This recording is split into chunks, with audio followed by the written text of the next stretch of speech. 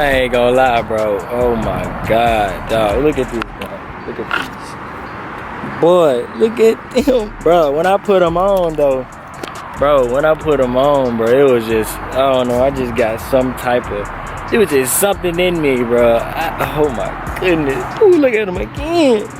Ooh, my God. Oh my God. Ooh.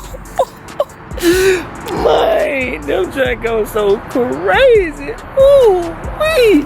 Them just so nasty. I ain't gonna lie, this is no exaggeration, bro. I'm not doing this for the camera, bro.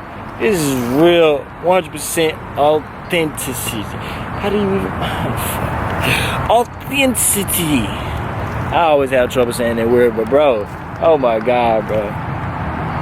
What can I say, bro? What can I say? I love the shoes, bro. I love them.